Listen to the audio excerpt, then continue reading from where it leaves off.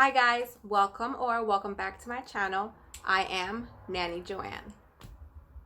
Today we're talking about 10 red flags that you should look out for when you're going in for your nanny interview. Now these 10 things are in no way, shape, or form rated from number 1, which is the worst, to 10, which is not so bad. No, they're just a combination of 10 red flags that you should look out for when you're going to your interview. So, number 1. What kind of house do they have? Is the paint chipping? Are the railings falling off? Is there rust on their fence? Is the grass really high? Do they live in an apartment? Is it run down? What kind of car do you see in their driveway? Is it a 97 Toyota Hoopty? Does it have rust on their rims? Does it have no rims? These are all stereotypical, observations, and they can be a little judgmental, but it's your first impression. So that's what you get. So that's not an automatic deal breaker if they have an older car or if their house isn't looking 100%, but it does, start the wheels to turn a little bit, and it gives you a little insight knowledge on who these people may be and what their economic stance potentially is. Number 2, now you go inside their house. How is their house situated? Is it organized? Is it messy? Is there toys and clutter all over the place? Can you see yourself working in this kind of environment? I do not like messy homes. And as soon as I walk into a messy home, I'm already thinking, all right, so I'm going to have to give this a really good sweeping, some dusting. I see some books scattered over here. The kitchen, there's a lot of stuff in the sink. It's a quick overview, but I'm already thinking, all right, these people are a little bit messy, and they should not be like that because they knew that you were coming. So they should have tidied up a little bit, right? That's what people do when they're expecting visitors. So if they did not tidy up, odds are that that's how they are. They're just not very clean, organized people, which again is not a deal breaker, but take that into consideration when you're going in for these interviews. Number 3. So you see the parents, you see them from head to toe, obviously. You see the kids. How are they dressed? Are they in their pajamas? Do they look disgruntled? Are their hair messy? Do they look like they may need some sleep? Do they look polished? Again, they're expecting visitors. So they should not be in their pajamas. They should look a little bit, not formal, but casual, but not like in pajamas or basketball shorts or something like that. Now, again, you're thinking, all right, well, they're in their own home, whatever. They're probably just lounging around. Okay, but would they expect me to go like that? No. First impressions are very important. So again, these are other key factors that you're going to start to consider when you see them. Number 4, how are the kids behaving?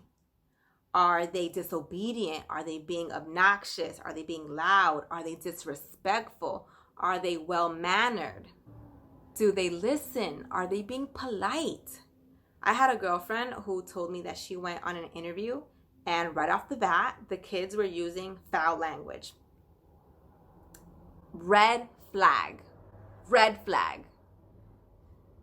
If they're being rude, people might say, oh, maybe they're just showing out because you're there. Okay, maybe.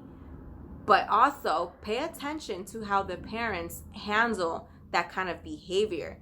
Do they say, hey, we have guests here, please, let's put on our best behavior. That's not how you normally act. Pay attention to how they respond to their behavior. If they're just like, oh, Johnny, stop it, it's fine. Or if they ignore them, again, these are all clues as to the dynamic of the household. Red flag number 5. Are the parents on the same page? Are they bickering while they're talking to you? And I'm not talking about a full-blown argument. I'm just, if they clash a lot, they're not on the same page. She's telling you one thing and the father's like, oh no, that's not a big deal. Don't worry about that. They should be on the same page because again, they should have spoke about what they expect in a nanny prior to you being there. And even before that, They should have a smooth relationship. Number 6. So a question that you might ask is, oh, so what happened to your last nanny? Oh, am I your first nanny? Why did your last nanny leave? If they tell you, oh, we've had about 3 nannies in the past year, red flag. Why? Why did you have 3 nannies? Like, is something not going on? Red flag.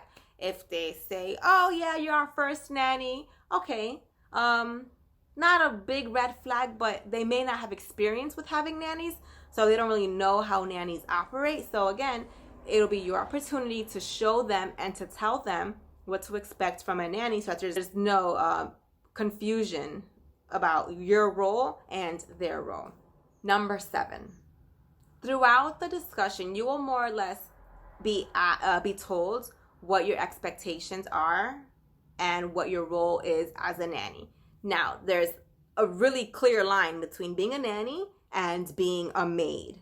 So I know nannies, as nannies, we have responsibilities. Sometimes we'll ask to clean up their playroom, do some laundry, clean up their dishes. Now, are we doing their laundry? Are we cleaning up their room? Are we expected to clean up their pots and pans from their morning or afternoon or dinner? Are we supposed to be cleaning up the whole house, cleaning up the bathroom?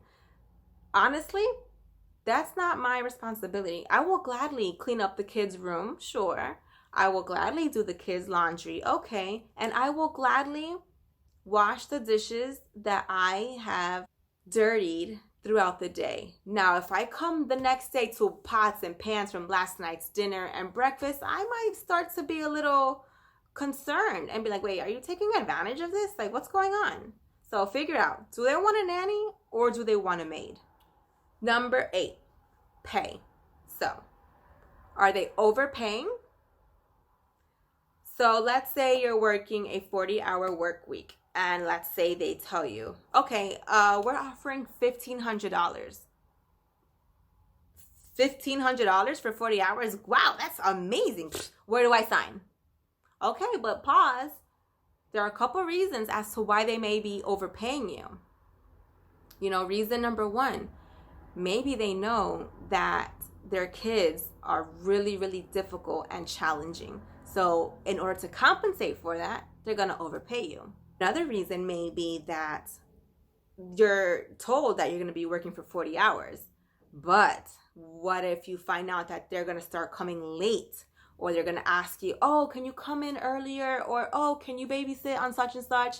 And they might roll over that pay onto those hours because in their head, they're trying to get the most bang for their buck. Number 9, do you have a mom or a dad that's going to be working from home?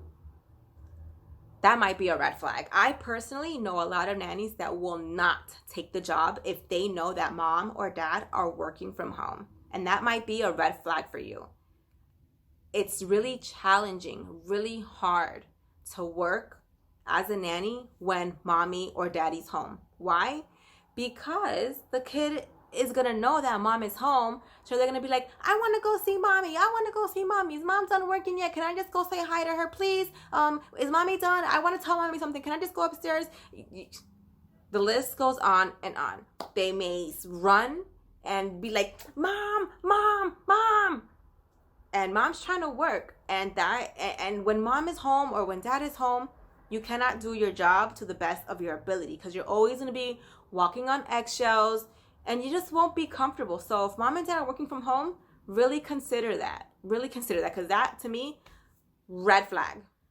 My last thing on my top 10 red flags to watch out for on a nanny interview is pay attention to dad. Now, this is pretty obvious, but as a nanny, you're a woman, so you're a little bit vulnerable. If dad is staring at you a little bit too long or he's making you feel uncomfortable, don't do it to yourself. Because if off the rip he's making you feel uncomfortable, it's just not going to work. No. You just follow and listen to your gut. All right, guys. So that was it for my top 10 nanny red flags while going to an interview. Now, if you agreed or disagreed with any of these top 10 tips, Feel free to leave a comment below. I would love to read more about what you have to say. And as always, stay tuned for more videos from yours truly, Nanny Joanne.